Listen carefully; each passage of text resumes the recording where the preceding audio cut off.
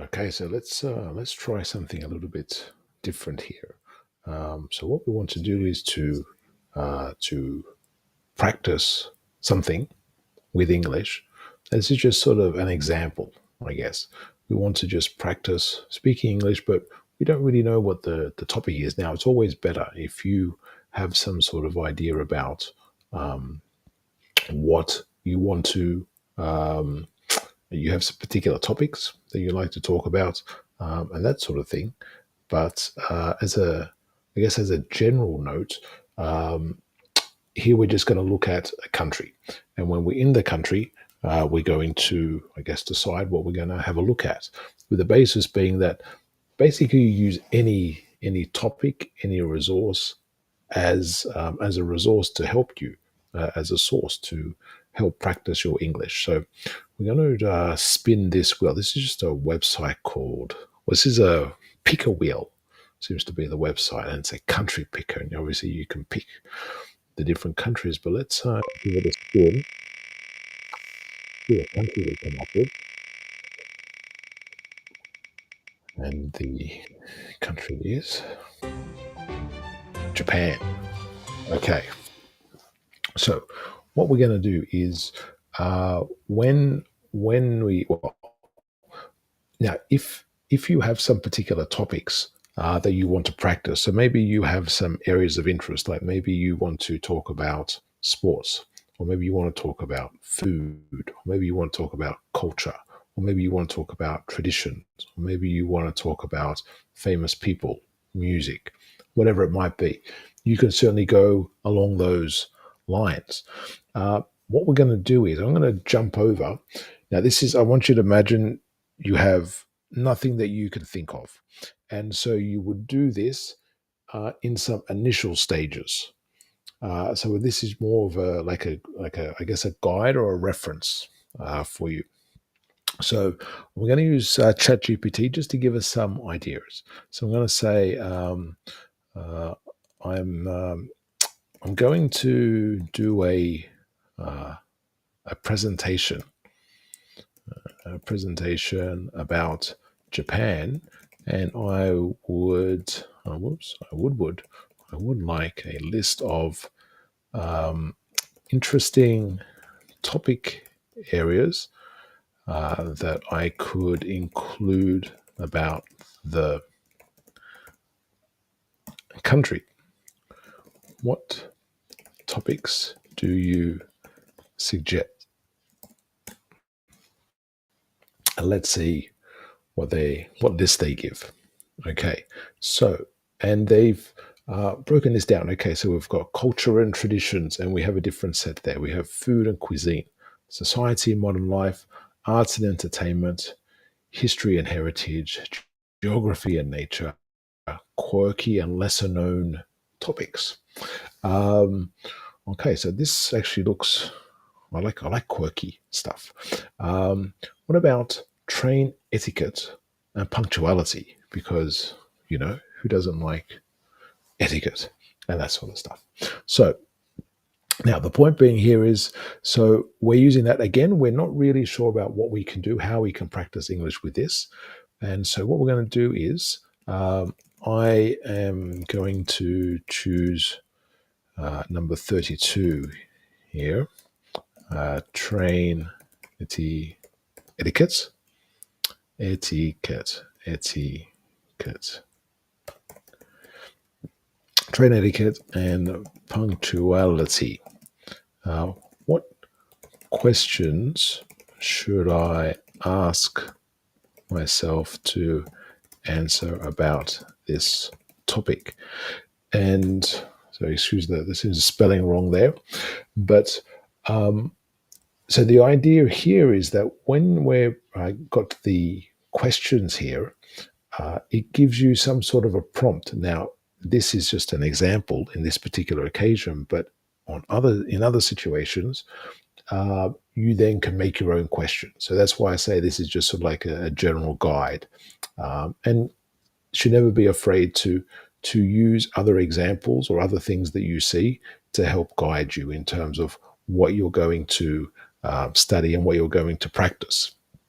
Now, so we've got this broken down into some different things. So, what makes Japanese trains known for their punctuality? And again, if you're thinking, oh, okay, I want to learn grammar, you can always sort of break these down and research these. That's not the main focus for today, but let's have a look at that maybe later. So, what are some common rules of etiquette when riding a train in Japan? What behaviors are considered polite or rude? Then we've got, why is punctuality so important in Japanese society? How does etiquette on trains reflect Japanese social norms? Okay. What happens if a train is even a few minutes late? Okay, they've got some possible options there. Are there specific signs or announcements related to etiquette, like priority seats, phone use, speaking volume? Okay, interesting. What are rush hour conditions like, and how do people behave? I guess we've all, or maybe most of us, have seen those images of when you have the people with the gloves, the white gloves, pushing people into the trains in Japan. Maybe that happens in other countries as well, but I've certainly seen it for Japan. Modern trends and challenges. Are new technologies helping maintain punctuality or improve etiquette? Has train etiquette changed over time or during events like COVID 19? And are tourists aware of these rules, and how are they guided? Interesting. How does train etiquette in Japan compare to other countries? I guess that's the most sort of common thing. We do a comparison between the country either you grew up in or visited, and then compare it with this. And what can we learn from Japan's approach to public transport? Okay, so the point here is just to give us some ideas so that you can practice. Remember, whenever you're learning English, and I think this is so important, it's good to receive information to get some input, but unless you're practicing with it, so speaking and writing with it, it doesn't mean anything. Same with this. If you've got some questions here as a guide, if later you never prepare your own questions or ask yourself the same questions about things that you can talk about or write about, it's never really going to help you. The progress is going to be limited, not as much as it can be if you're being more proactive with what you're doing. So there was a question here that I liked. Uh, okay, so what are some common rules of etiquette when riding a train in Japan?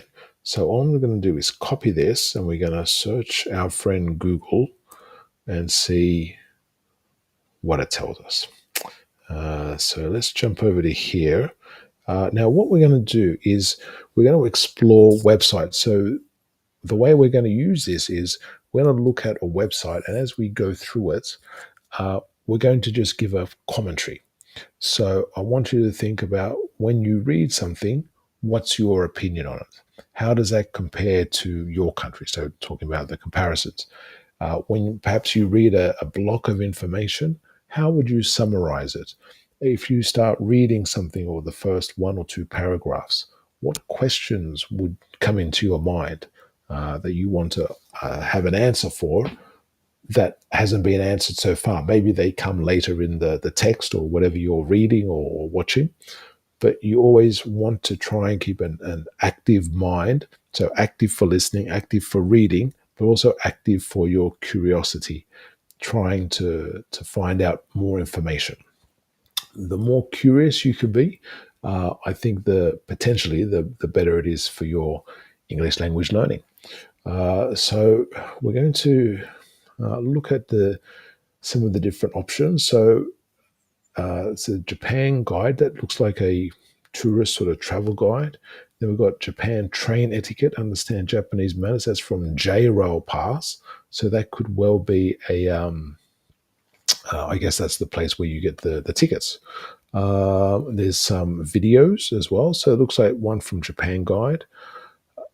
This perhaps is like a vlog from people who have visited Japan, and that sort of thing. Japan Living Guide, JCB special offers. I think that's like a credit card or something, isn't it? But anyway, um, Japan Time by Navi, Japan Travel by Navi Time. Okay. Matcha JP. 16 etiquette tips. We like numbers, don't we? It's always easier to read something with numbers. Japan Today. Better train etiquette in Japan. Tips for tourists to ride like a local, perhaps. Okay, so obviously lots of travel travel pages. Now, I have actually seen this before. I've seen Japan Today before. I think there's like a newspaper site that a newspaper site that has well, it's an English version basically of the news. Let's actually, I'm just curious. I'm pretty sure JCB is like a bank, but I'm curious to see what they would say in terms of a bank website. So this actually seems to be okay. So they just have some general tips about riding in Japan. And this is from a few years back, so February 2022. Again, so we're reading this out, and all of this is practice. Practice for speaking, practice for pronunciation, practice for collocations and combinations of words. So the more you can read out and feel comfortable with saying, the better for you. If you're not sure how you're sounding, of course, you can make a recording of yourself. Get your phone, use the voice recorder in your phone, and speak into it, and have a listen later. If you want to do some checks, then use or there's lots of AI and stuff now, or you can use a transcribing app to transcribe what you've written, what you've said into a written form, and then sort of or check and do some like a grammar check to see if they give you any suggestions, if any of the words you've used perhaps could be better alternatives and that sort of thing. If you have any options for other people to listen, like the English speaking community that we have, the practice community, it's a good option for you then to have other people listen to how you're speaking, the impression that they can get from listening to you, any corrections for whatever it may be, or suggestions, positive ideas to help you improve your speaking, your fluency, your word selection, etc. Okay, so manners when riding the train in Japan. So the more we speak, the better. Shibuya. I think I've heard of Shibuya. I'm gonna say this one, Shinjuku. I'm not sure I've heard of. Maybe it's very famous. It seems very famous because it's right in the center. But okay, let's have a read. Remembering that anytime we read something like this, uh, there are lots of options with this text or any text.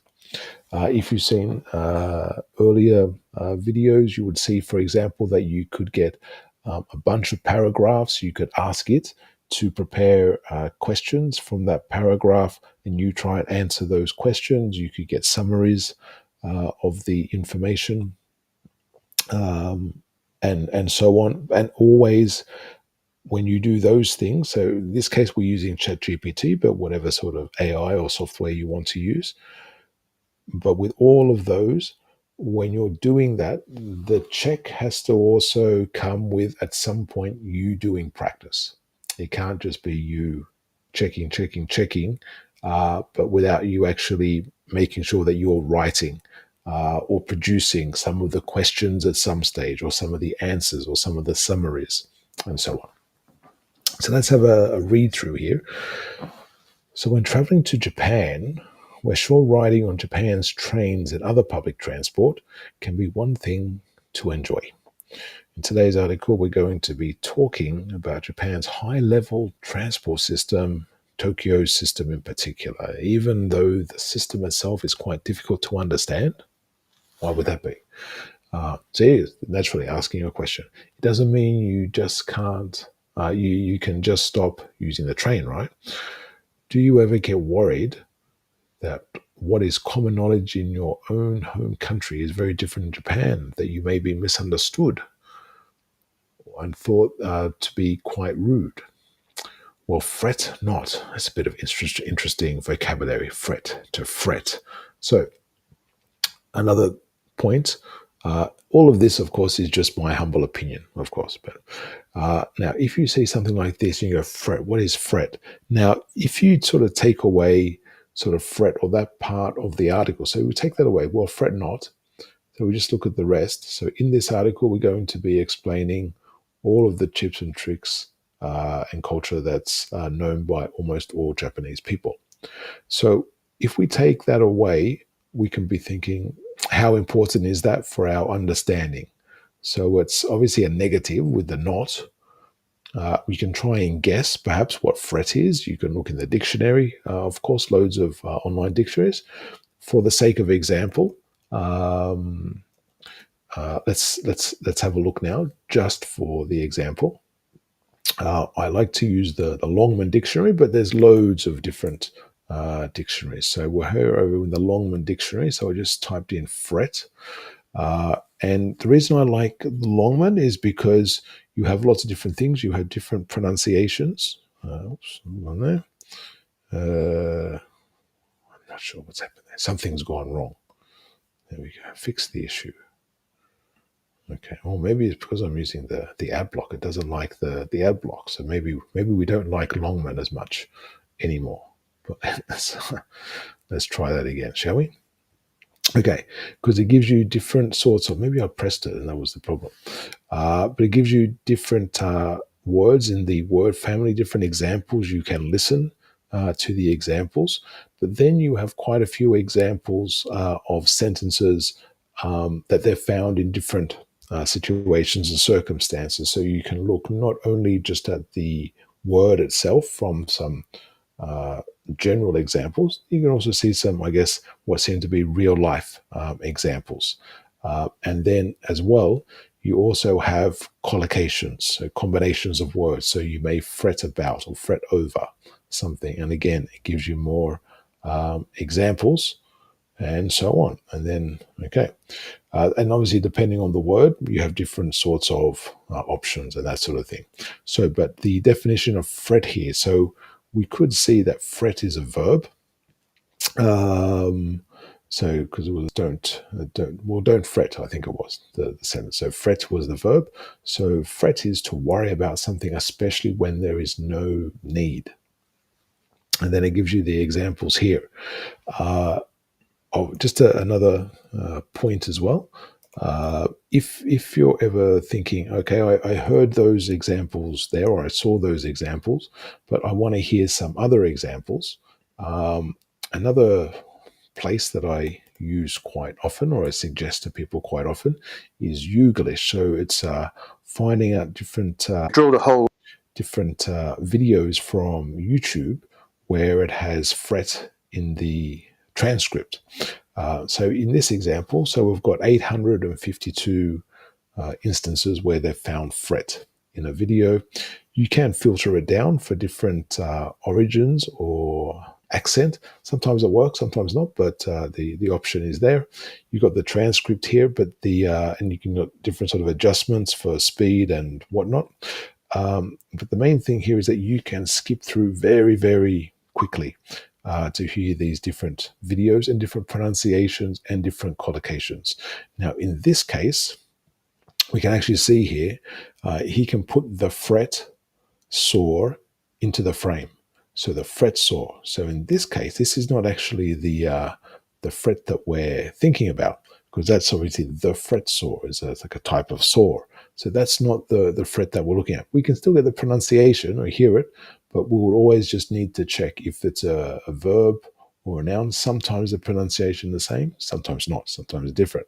In the eye, so they can put the fret saw into the frame. So the fret saw is you'll discuss and fret about some of the particulars on a budget, but when the day and so you hear it there, and so this one and the back to last the flat one and sleep. She said, I ought to get home. Palmer will fret. Okay, so we've heard a couple of examples there where it's got fret as a verb and so on. So you can hear many instances by typing in a word, and obviously I guess the more common the verb or the combination of words that you have, the more options that you will have to to see and to listen to. But the point here is that you can flick through very, very quickly and hear lots of instances of people pronouncing the word. Okay, so coming back to the story here, so you can choose whether or not when you see this, if it's important, if you need to research it, or you can just continue. And of course, if you then go, oh, okay, actually, fret's an interesting word. I may want to use fret in my daily life or in some instances.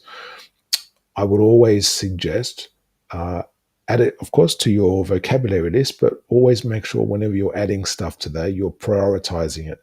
We don't want to try and learn too much. In my experience, a lot of students will try and learn large amounts of vocabulary, but often they're not learning it. They're just sort of getting some instances, where they're engaging with the word, but they're not actually learning it. So maybe they'll say a sentence or write a sentence or listen to a recording and the words in there, and that's it, sort of thing. I always suggest to have maybe a maximum of 5 words in a day that you're trying to learn, and you try and maximize the usage of them. So we're talking about 20, 30, 40, 50 times a day that you're using it. And maybe you, if you have options where you can speak to people, write to people in real scenarios, and where you're actually using that word in a realistic sense, that's even better. That's the best option. But if you don't, you can leave yourself voice messages, short notes, and that sort of small notes and that sort of thing. But you just try and find little moments where you have maybe 30 seconds or 2 minutes or a short break here and there where you can try and use that vocabulary. That's also where you're looking at the collocations and so on. But choose the words that you're going to focus on, the ones that are important to you. And you choose the reason why it's important. But that's, I think, an important option that you should consider, rather than, for example, you could have a vocabulary list where you've got 100, thousands of words that you're trying to learn. And if you're using a word once and you're practicing 100 words in a day, I dare say you're not probably really going to get 2 minutes. They're not really going to stick in. So that's why I suggest that. Anyway, I digress. So let's go down. So this seems to be broken into different sections. So different places for different or different rules or different etiquette for different places. So manners when near the station. So when heading to the nearest station from your hotel, so I guess we're assuming we're travelers, these are the things you should keep in mind. So I don't like the way this is arranged on the page. I have to say, this is could be a little bit more viewer friendly or reader friendly. But anyway, so I think the things we keep in mind are, is it this?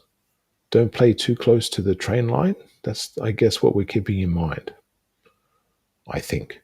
So when heading to the station, I think that's what this is. This is a bit confusing. So you can also talk about a review of the website or the source information and how it came across, the impression that you have. But okay, so when heading to the station with family members, especially younger members, you may come across train lines that you have to cross. Okay, I wonder if that's more in the outskirts, because I was talking about Tokyo, but I guess that's more in the outskirts. You come across that sort of level crossing situation. Cross train lines that you have to cross. These places can be very dangerous, absolutely. And you should never have children or anyone else playing or messing around near them. Again, so with these sort of things, you can find some great vocabulary sometimes. So here you have messing around. So playing, messing around, playing around. Excuse me. So you've got sort of different options there. Again, you can think, oh, do I want that on my vocabularies? Do I want to use that? How important is that to me? Maybe some other words are more important. You prioritize. Ensure you also do not put anything down near those lines or these lines. what you would put down, I'm not sure. Maybe you taking a rest or something, and you put down like some bags and then pick them up again or something. I'm not sure what you would put down, or I'm not sure if they're talking about rubbish. Maybe that's what they're talking about, to put anything down near the lines. Okay. The chance of a train derailing is never zero. Okay. So ensure you have a safe distance from the tracks when stopping. Okay, I guess they're talking about when it's the level crossing here, like we see in the image here. I guess when people cross here, where would they? Well, there actually seems to be like a bit of a footpath on the right there. And so I guess people, when they're crossing, they actually have to go on the road. It looks like like there's a little bit where the road sort of comes in a bit on both sides, where people, I guess, could walk across. But it doesn't actually look like the best level crossing if you're a pedestrian. Anyway, the train itself has CCTV equipped, so you will be found out if you're doing any of these things. Okay. So I guess part of it's for safety, but part of it's also in case people are doing bad things there. Other thing is, you could be researching what's CCTV if you don't know what that acronym. Manners when boarding the train from the station. Where else would you be boarding the train? I wonder if that's they've just added those extra words, but maybe there's different places you can board the train that's not a station. I guess there could be some places where maybe the train stops just in the middle, and it's like, I've seen that. Where was that? That was in Scotland. I saw that. You just sort of like, you wave your hand like you hail a taxi or something, but you hail the train. Check which side. Okay, so here's what you need to pay attention to when reaching the station. So not when board. So this is boarding the train and reaching the station. Oh, again, I don't know the way this is written. I would sort of change. This is perhaps sort of the type of website that it is. They're not really paying too much attention. Maybe they're not expecting people to read this as well, because it's a corporate website about other stuff mainly. Check which side you're walking on. Once you've reached the station, you need to find the correct platform, right? Once you're walking towards your platform, you'll probably find some stairs which are quite wide. However, this doesn't mean you can walk up these stairs freely. People heading towards their platform should stick to the left. I think we do the same here? I think so. And people who have disembarked, debarked. I'm not sure what debark. Embark, debark. Okay. And are leaving the station. Are leaving the station or heading to another platform will come down on the right. Okay, so everyone's on the left, whichever way. However, each station may have signs to tell you which side to walk, so follow them if you see ones.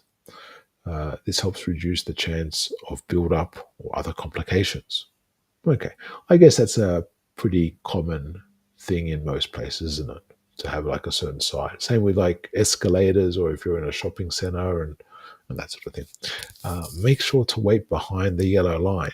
Again, I think this is quite a common thing as well. I wonder if there are any countries that don't have a yellow line for, if there is a line for trains, if they don't have a yellow line. It's a curious thing.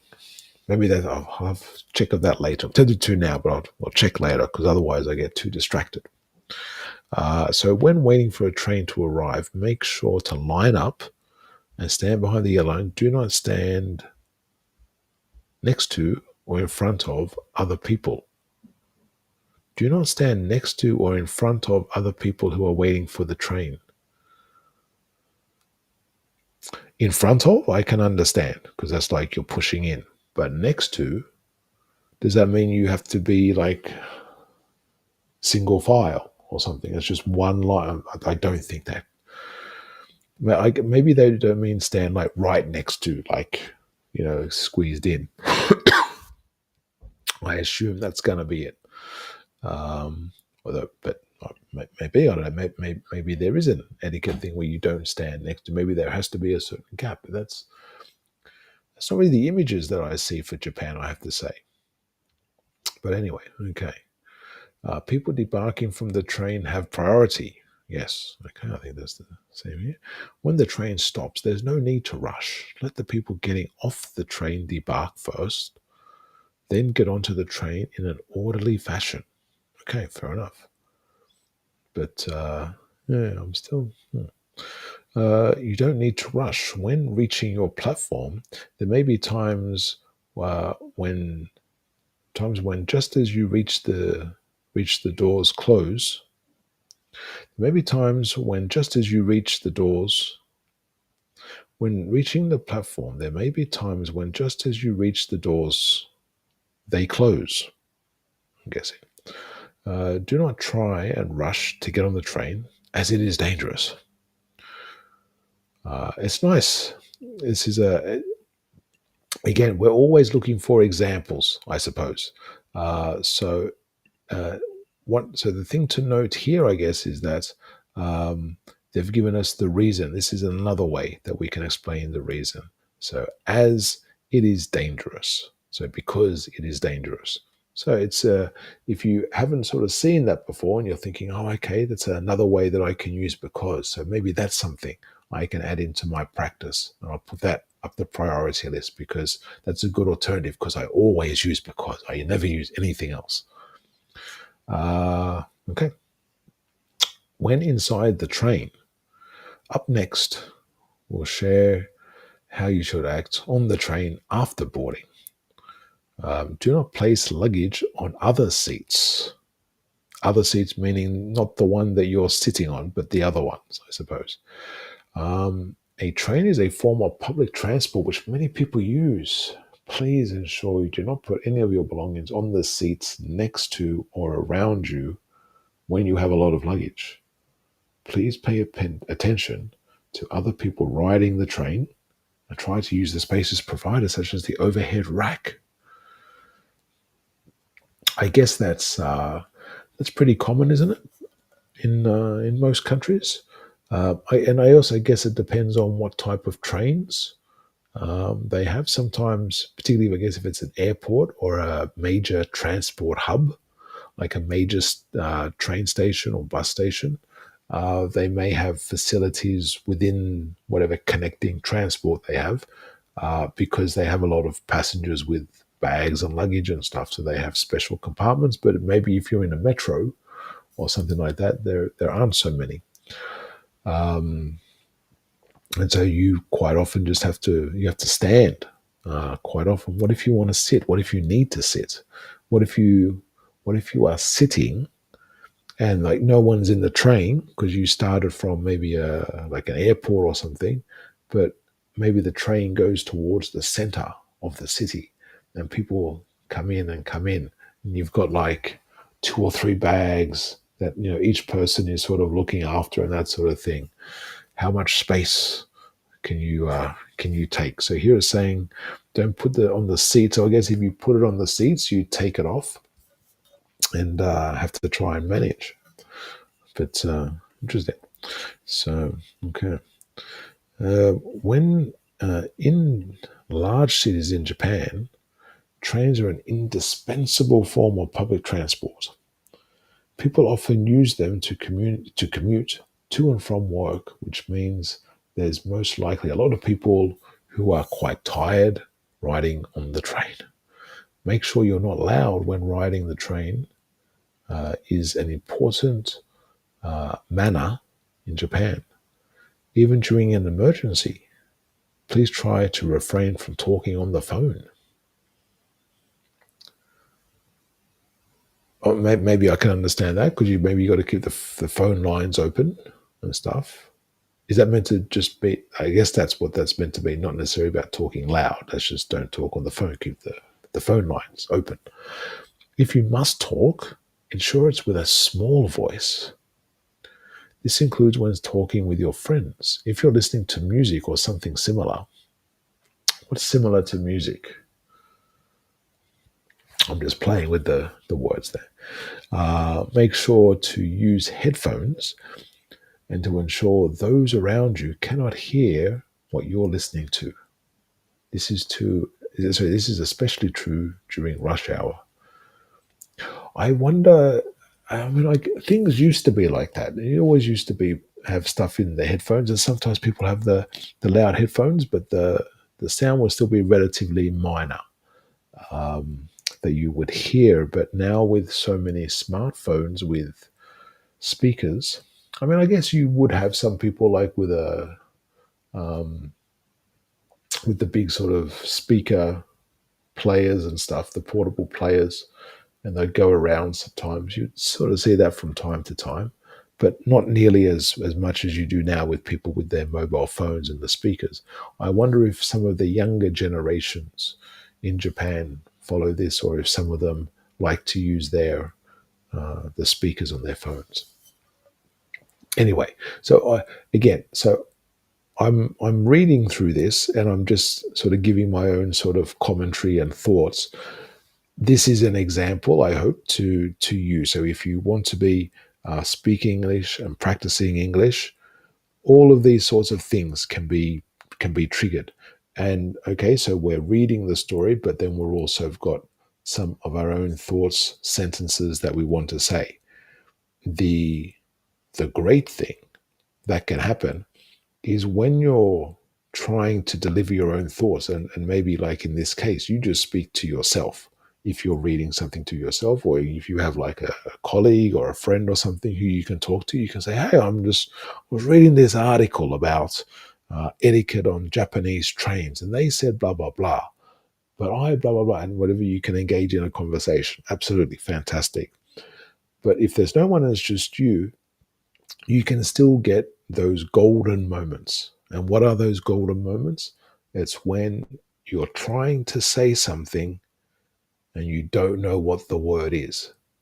That's the best thing that can happen, because as a learner, you want to know the words that you want to say that are not yet in your active. You want to identify those words, and they can be hard to identify. Quite often you'll go to maybe like an English class, or you watch videos on YouTube or whatever, and you'll just get a whole bunch of vocabulary and words and stuff. May or may not be useful.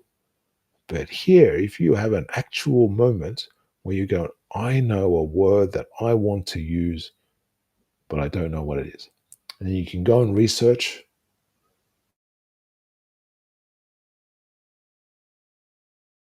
and have it on your vocabulary list.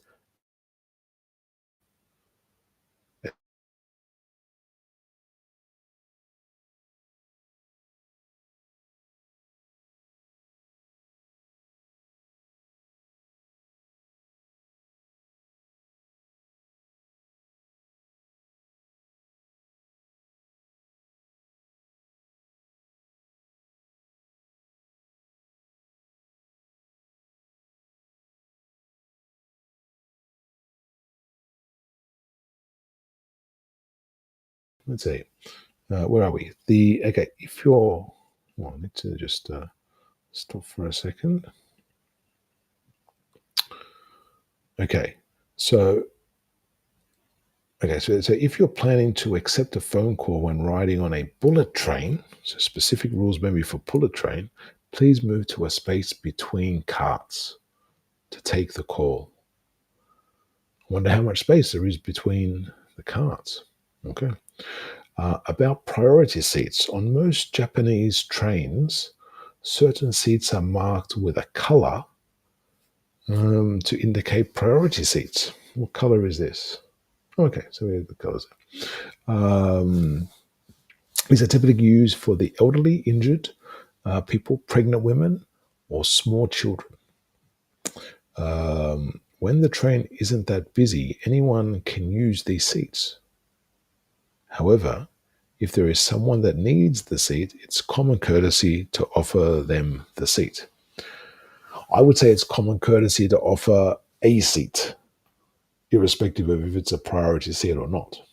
but I wonder. I'm not sure how much of a. I guess there's not that much common courtesy for that, and that's why they have to put the stickers and identify the seats as a priority seat, because people don't have that sense of looking out and helping for other people. Controversial? I don't know. There is a chance that people that shouldn't have any sort of signals close to them may be in these areas.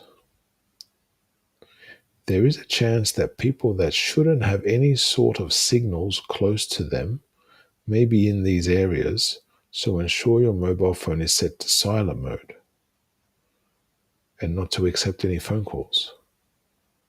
People that shouldn't have any sort of signals close to them. I'm not sure what that means. What sort of signals would you have close to you? I don't know what that means.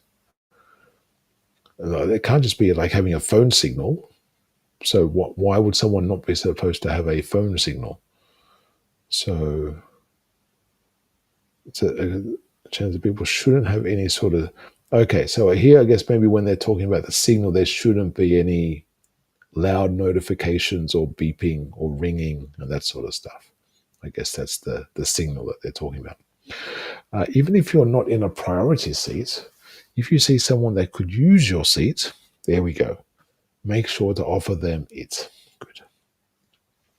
In Japanese trains, there are also cart for women carts, dedicated specifically to women during certain hours. Be sure to watch for signs before you get on the train. I guess that's important.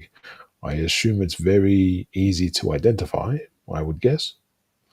Or you'd be told very quickly, I suppose, as well.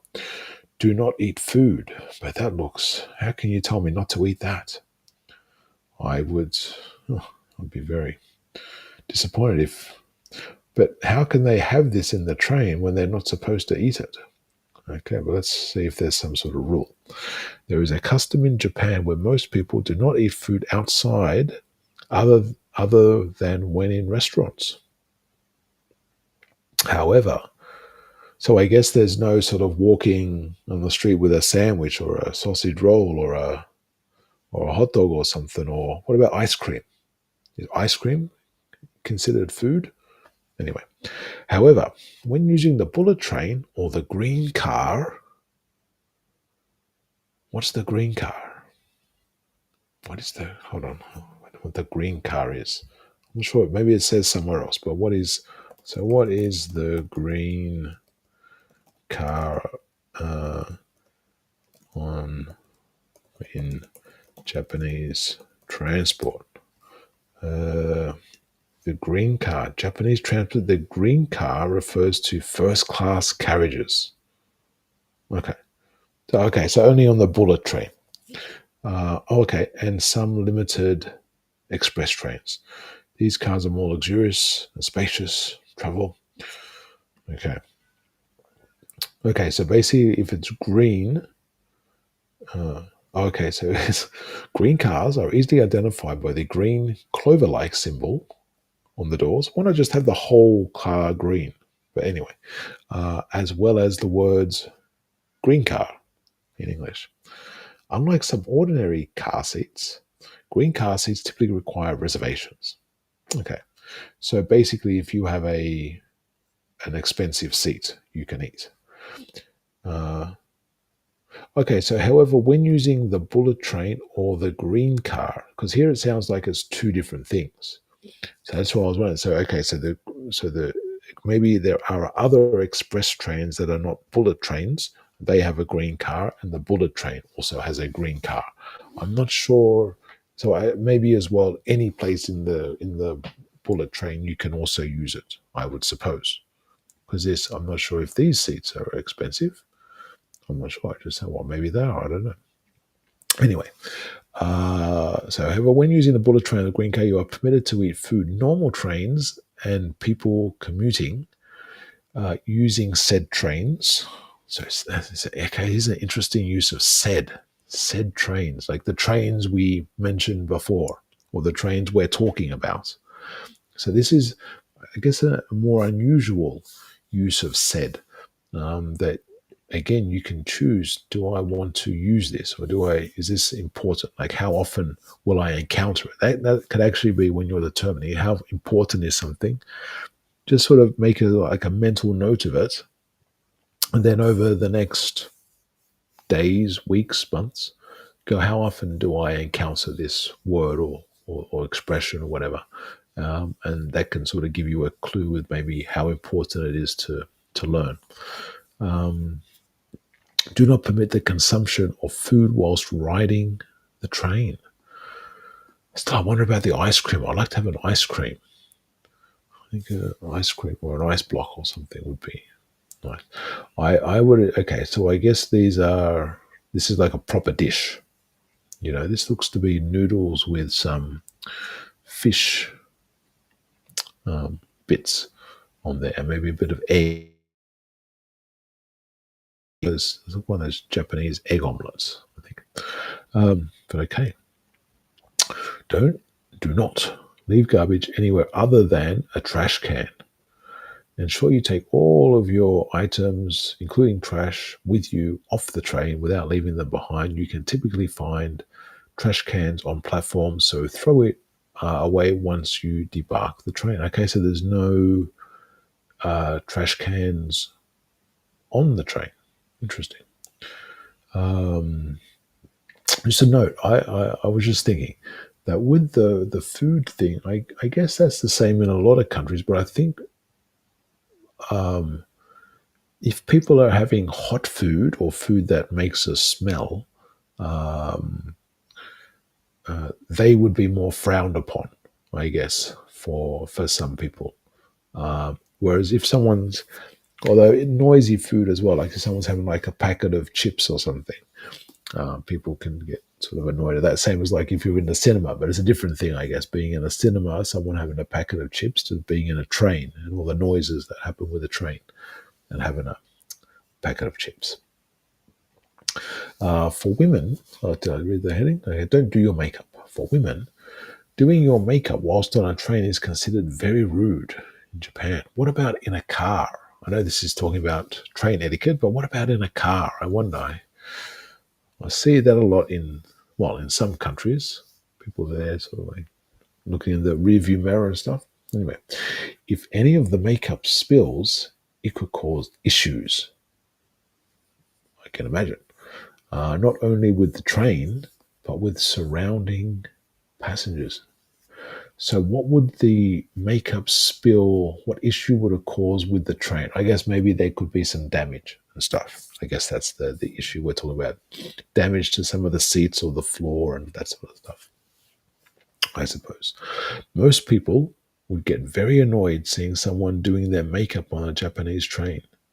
Ensure you do your makeup prior to riding the train. I wonder if it's all makeup or if it's just like some. What about like the foundation and stuff, and like that quick sort of pattern stuff? I don't know. Well, I see that's something number 8. We'll come to that in a second. No smoking. In most of Japan, smoking is strictly prohibited, apart from in select areas. Most trains strictly prohibit smoking. Bullet trains typically have a small car area for smoking, but prohibited within the majority of the train. Didn't know that. That's interesting. Still see some airports and train stations sometimes with smoking areas and smoking rooms. It's interesting to see. Be careful when drunk. I think that's a general rule, isn't it? When traveling on trains in Japan, there's a good chance you may see some drunk salarymen. Salarymen, I guess that's like an office worker, I would suppose. I'm not sure I was thinking that because of the man with the suit and tie in the photo, but I guess maybe that's what they mean. Even if you're drunk, ensure you don't walk around the train or fall asleep. Don't walk around that, so just sit down, don't do anything. Try to drink in moderation so you don't feel sick whilst riding the train. That's good advice. And ensure you do not start any kind of trouble. Okay. And where to put your things when riding a train in Japan. When riding a train that's full, make sure to put your backpack on your chest instead of your back. This will ensure people can get off the train much easier. I think that's a good rule in general, because I find if people have a backpack or a small sort of bag on their back, quite often when they're moving around, they don't actually realize, what's behind them or people behind them. They just sort of bang it in. Particularly if people are like shorter, they bang it into people's heads and stuff, and they don't realize. Anyway, I'm not sure it's about people getting off and on, but it's only about moving around. But also, if you have any large luggage, such as a suitcase, ensure you hold it tight and keep it close. Okay. How did you find this article? Okay, so we mentioned before, that's obviously the end of the article. We mentioned before some different things that you can then do with this. So you've got the summarizing, you could copy and paste this in there and ask ChatGPT to give you some questions for you to answer. You could also go through and note certain areas. And like, say, for example, you have this sentence here, and you can say, okay, you want this sentence to be the answer, and you create the question for that. And then if you want to check, you could put that into ChatGPT and say, I need a question where this sentence is the answer. You may need to give it some context and put in perhaps the rest of the article and that sort of thing. But things like that can help you practice your questions, answers. If you need to give comparisons like we've seen before, so maybe you want to practice comparing it with other countries that you've been to and visited. You can, there's a list, I think there's 9, is it? 9 things. So you can put a list on it, you can prioritize them or think of which ones are the most important, which ones are similar or not similar in your country. If you make little missions for yourself. So imagine you've got 30 seconds to tell people about the most important etiquette or rules for someone on a train in Japan. Which ones would you tell them about? Because 30 seconds, you don't have much time. So which ones would you think are the most important? You could prioritize it like for different types of people. So you go, okay, so one person I'm going to talk to is like a kid or something like that. Other person is like a business person. Other person is like an elderly person or something like that. And you think about what are you going to explain to them? All of this should be focused towards whatever priorities that you have. So this article is just an example. We found Japan using this random country generator, but obviously you can choose any topic, any place, anything, any person, and you can do a similar sort of thing, finding out information, do some sort of research, but then also do something with it. Speak about it, write about it. Use now with the language that we've seen here. You can choose, like we said before, you can choose whatever is important for you. So when you're telling the story or giving a summary or reporting different information that you've seen here, you choose what you think is the most important. You can then, again, compare with ChatGPT, say, I've summarized this. Do you think my summary is captured the main points? What other things could I include? You could ask it to check what you've written or said. With that, ask for alternatives. So this could either be before or after you've seen the one from ChatGPT, if you asked it first for a version. All of those sorts of things. So anything that that you may use, in on a daily, weekly, or whatever basis to help you. It could just be as simple as looking at these photos and describing these photos and what what these photos mean and how they relate to etiquette. So basically, you don't look at the story, the text anymore. You just go, okay, what was this talking about? So like, come back maybe a couple days later and go, okay, so what was that thing with the trash cans or the rubbish cans, and so on. Or you can actually just describe what's in the photo. You can do that as well. You choose whatever the priority is for you. Okay, so we're gonna leave it there. Thanks very much for listening. If you have any questions or comments, please let me know. Jump them in or put them into the comment section.